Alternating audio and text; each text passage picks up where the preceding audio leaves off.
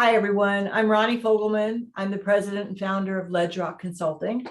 And I'm Jody Ashley. I'm the Director of Client Services. We're really excited to bring you this next series, Women in Leadership. And today, I'm really excited to interview and speak with Sue Davis. Sue is the Vice President and Chief Growth Officer at CBY Systems. She's also the Managing Director of Polka Dot Powerhouse, which is a connection for women. And she's also a business and executive coach. And let me just say, she does it all really, really well. So Sue, it's a pleasure to have you. And thanks for being here today. Thanks, ladies. I'm happy to be here. Good. Good morning, Sue. Morning. Well, we're going to go ahead and get started right off the bat with the first question. Okay. So one of the things that we've learned, I think all of us, is that delegating certainly makes us more efficient. But as a leader, it also enables us to be able to manage larger groups, be able to look at people differently that are a part of our teams and decide to whom we want to give particular roles. But it also helps our staff, our team to grow. It helps them to be able to become leaders later on. So our first question to you is, how do you decide and what do you decide to delegate? You know, in thinking about this one, I think, and I'm sure Jody will laugh, but I would rather just keep it all myself because strong women like to just do it their way, the right way. And I think sometimes when we delegate, we risk that it's not going to be done, but sometimes we just find out that it might be done even better.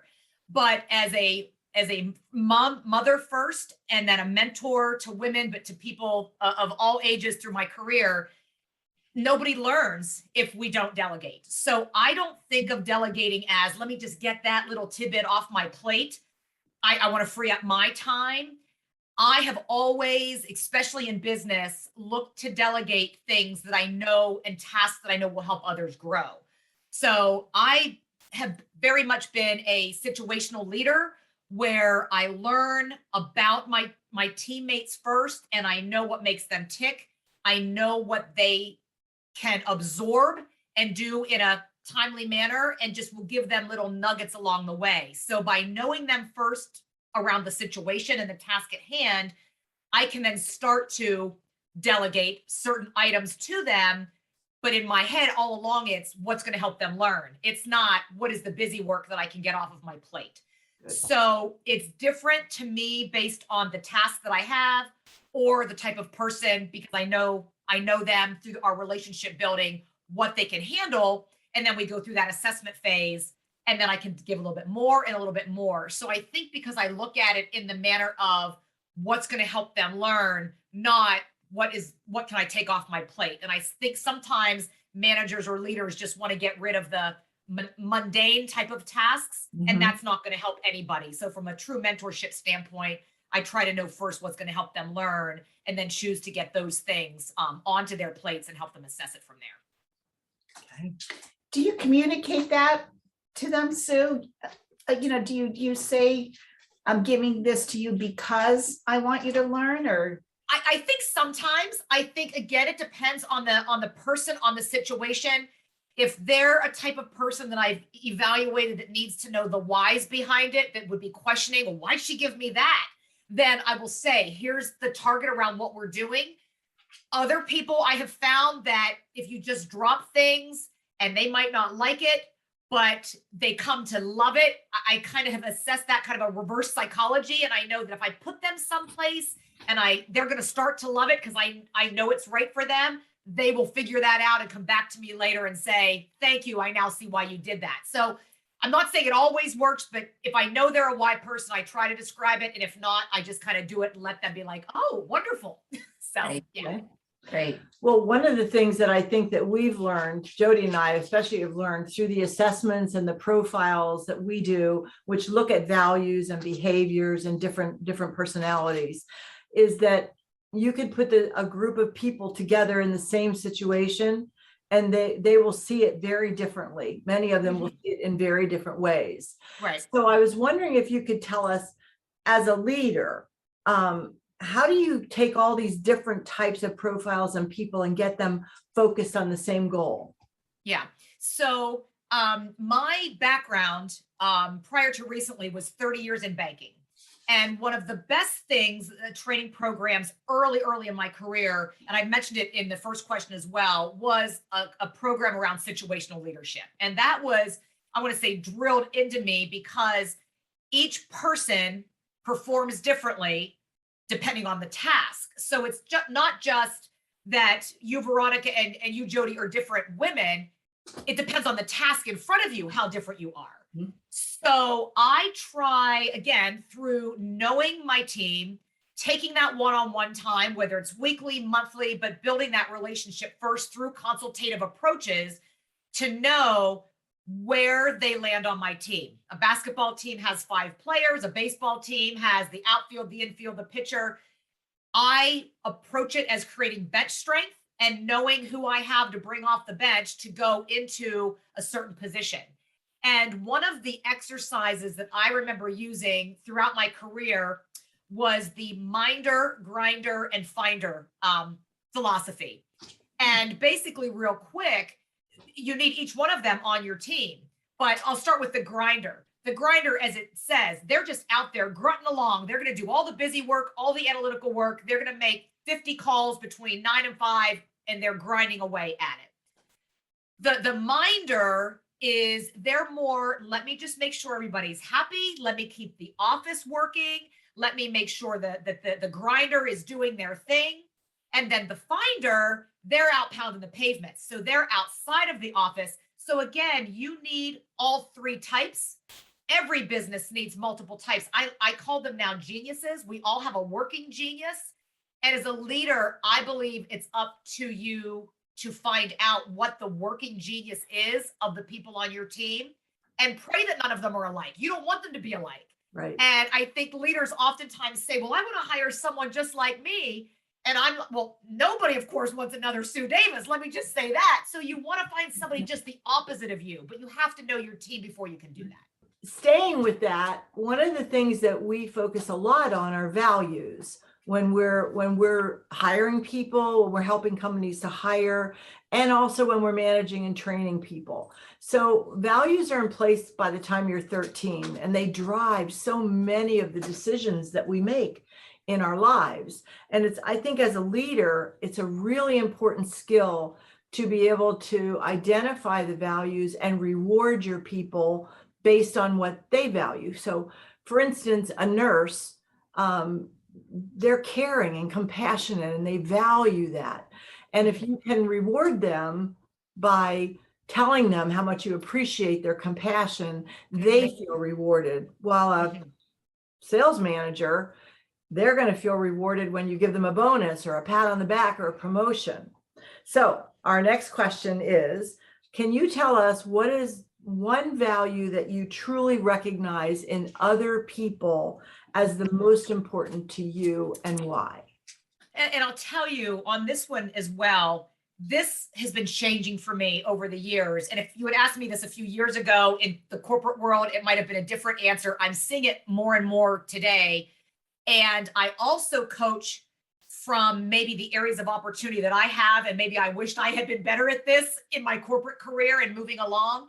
But it's one of the buzzwords. It's one of the 2022 buzzwords. But to me, the value is abundance. And when I talk about what I feel about abundance, obviously it's seeing the good in everything. But in the business world, one of the things that I think about with an abundance mindset, or the value of abundance versus scarcity, is in business, if you think about the difference between competitive and collaborative. And I think if you truly have an abundance value mindset, you're going to see competition in a positive manner. However, growing up in the corporate world, if someone else came into the bank and was working alongside me, honestly, I went into, I have to make more calls. I have to do more loans. And it was an I, instead of maybe focusing on we. And if I had sat down with my partner and we had talked through a collaboration on how we could talk to more clients together and maybe her specialty was one thing and mine was another, that abundance mindset that there's enough business to go around. It's how you work with your team and then work with your clients. So I thought long and hard about that one. I mean, there are so many ways we need to be valuable and we need to recognize that. But I keep coming back to that buzzword for 22, which is abundance. And I think it has a lot that we can learn from it in this year, in this age. Okay. So thinking about that, one of the things I love are quotes, and there's hundreds of quotes on leadership. But one of my favorites is Sheryl Sandberg's quote. And she says, leadership is about making others better as a result of your presence and making sure that the impact lasts in your absence. Mm-hmm. So I love that quote because I do think it's what great leaders are able to do. Mm-hmm. So what do you believe is the most important value that you have that you bring to your team? Well, I would say, again, I think it's sometimes a buzzword, but passion, and not just the passion that I feel like I give, but the passion for the corporate job that I had for 30 years. I had to be passionate about that company or the companies that I worked in to stay there, to want to coach on their behalf, to want to make the company better. Passion for now in my coaching business, each small business that I work with, passionate about, the people in the business, the jobs that they're doing, and how I can help them along the way. So I believe the energy. I feel like sometimes a mother hen because my passion is one of protecting and molding, but I think they genuinely see all of that. It's not hidden. It's not, well, when Sue comes in, we're going to go through the numbers and that's it. They know there's a time of conversation. They know there's a time of getting to know, passionate about their success, their failures, how we can pick them up. But it's just an energy level that I think is infectious. And I think for me, that value goes a long way, and it's seen pretty quickly. And I have to echo what you said, Sue. I'm I figured you would, very yeah. involved with Sue on some, personal and professional levels, and passion is an understatement. It's an understatement. I've seen that in a group that we belong to where she is just absolutely, with her passion, grown it tremendously at a fast rate. But I have a question about that, Sue. Mm-hmm. Has there ever been a time where that passion is misconstrued? I believe so. I mean, I'll go on to say when you work in, Veronica, you mentioned as far as in the past, there weren't a lot of women physicians or women CEOs. So growing up, that was the majority of my career in banking. I saw that change. But early on, when I first started, there weren't a lot of women executive leaders inside that industry. And I got there, but I can remember sitting, in board meetings or around an executive table where it's me and, I'm the only woman. And the passion, which I'm thinking I'm bringing, can very quickly turn into, well, did you see how she acted in that meeting? Or did you see, boy, she was upset. And I'm thinking, I'm just bringing the same passion. I just talk differently than my male counterparts might. So yeah, Jody, I think so. Or even in today's age with women in our connection group or anybody that I mentor, if they're, a little bit more meek and mild, I need to know my audience because my passion could be seen as, oh my goodness, and I have to draw that back. And I realize that. And Jody, I've talked about that before. Mm-hmm. Yeah. Know your audience. Yeah, I mean, everything you're saying, I think we both kind of had the same situation where you have to adjust your level of passion to the people that you're working with because they sometimes see it as being a little aggressive or assertive. That's right. So, yeah, exactly. So I'd like to kind of go in a little bit of a different direction now and ask you a little bit about managers and leaders.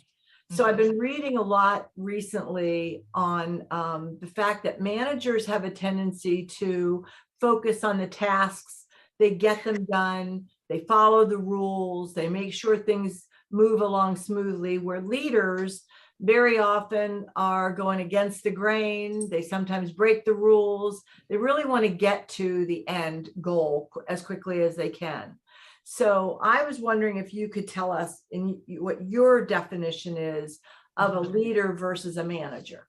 Yeah, I love this question. This has been an interview question of mine for 30 years as a hiring manager. And it's one that I can often say, I think in my mind was only given correctly, maybe 10% of the time, because when you're hiring, especially in small business, corporate, I think, and depending, where somebody is in their time of life coming through to the interview, they are worried about the title. So to them, manager is the title. I want to be a manager. And I can't tell you how many times I've thought about, and maybe it's because I've had the chance to lead inside of the church or a nonprofit or things like that, that leadership means something different to me because I've done it in different spaces. But I've found in business that typically, people I've interviewed think of it as, I want that role. I want the title of manager on my business card. And just like you said, Veronica, it was very much that a manager is, okay, what time did you clock in? Because if you weren't here on time, I'm going to write you up. What tasks did you get done today? It was more analytical thinking, where to me, a leader, they see all of that, but they are then able to say, do you realize that if you were 15 minutes late, that these 3 people had to do these 5 things to make up for it because you were late? So they're always looking at the bigger picture to make the person understand the consequences or how it could be viewed differently had the negative situation not occurred. I always think too of a leader as thinking proactively or thinking ahead, what could go wrong? I want to be prepared, how to coach what could go wrong. So it's thinking above and beyond. I love what you said about maybe breaking rules or just thinking, okay, I'm going to ask for forgiveness later because I think this might be the way to go and we'll learn from it. So I think it's all of that, but I come back to the, just getting out of your head that it's a title, it's an entitlement. It's not. I believe a leader is born that way. I believe they can do tasks to make it better, but I just think it's an innate, it's just something we're born with. Management, and you can be schooled around those types of things. And I just think leadership is it's just a different quality, but it's thinking ahead and planning ahead and rolling up your sleeves and working alongside somebody when you're in a leadership capacity. Yeah, it truly, I mean, it's a thin line, I think, between a great manager and a great leader. Yeah. Because you kind of have to be able to do all of those things to get. I think you need them both. Yeah, absolutely. You actually do. So we've also had team members, and we face this quite a bit, I think, in our area of our industry, where people will say to you, I can't get the job done because I don't have the authority. I can't get this to work because I don't have the title.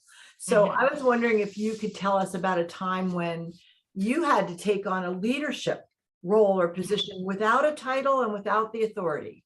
Well, it's funny when I first thought about this, and I'm just going to start with this and I'll move it into business, but it's funny how those leadership qualities are born at an early age. And I was reminded of this about a year ago. My 2nd grade teacher, and I have no problem saying it was back in the bicentennial of 1976.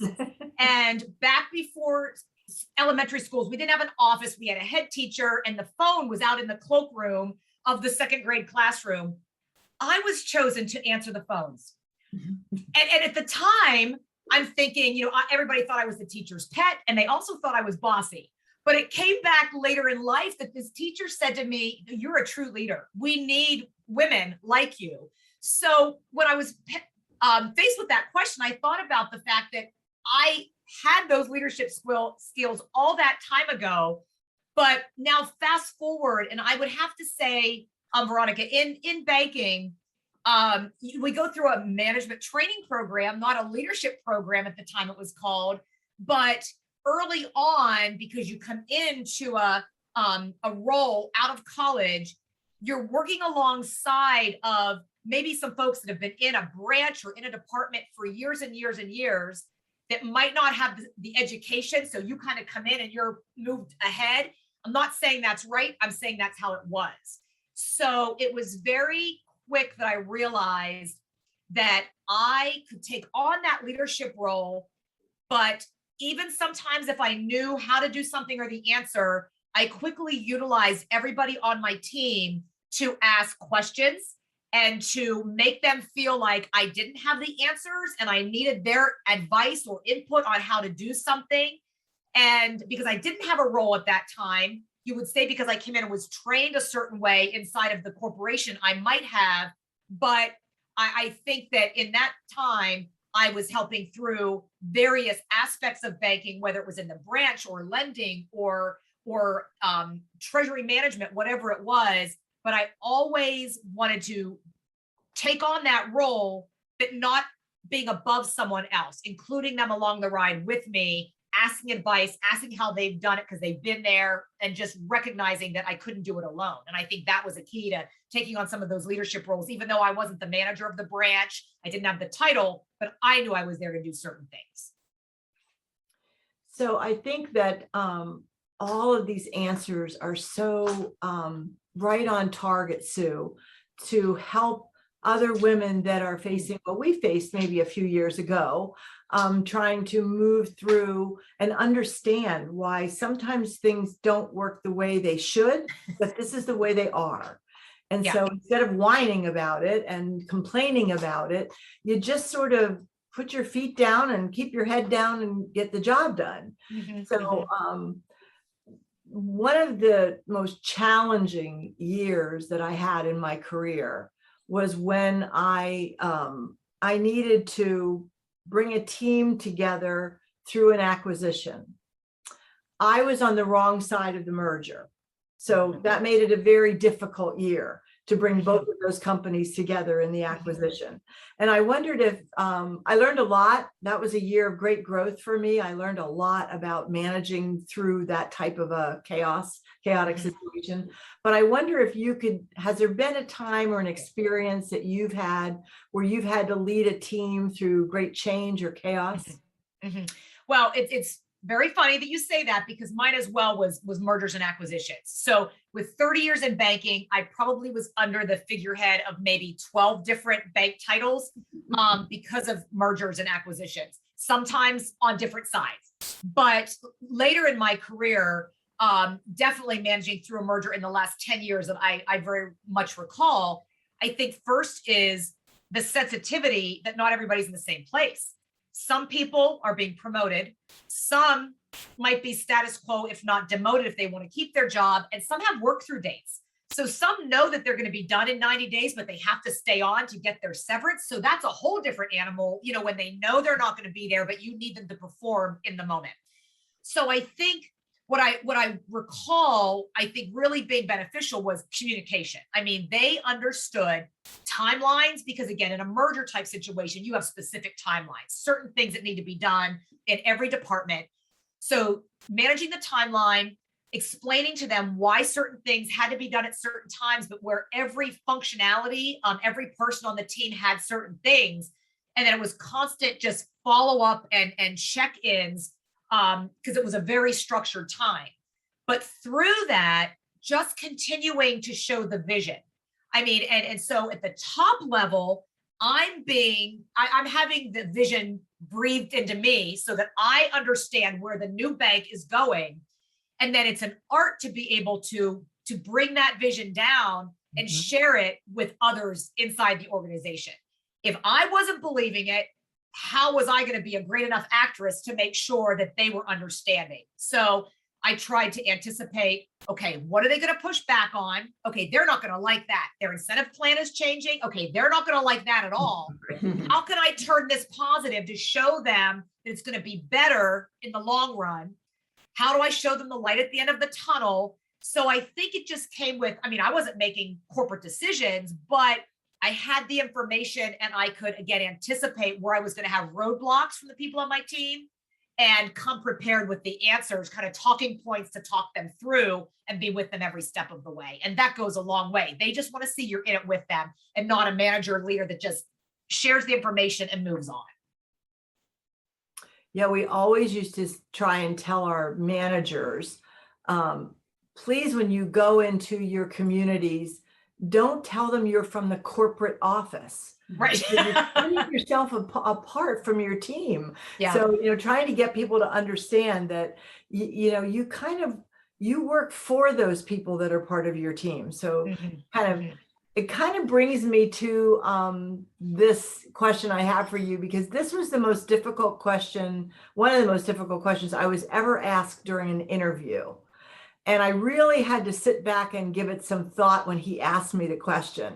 So I want to be able to ask you and see what your answer is. So can you tell us about a time that you were asked to give directive to your team that went against your values? Yes. So in the sales mentality, it can be perceived, and again, in the banking world, in many sales opportunities, is it the right thing for the client?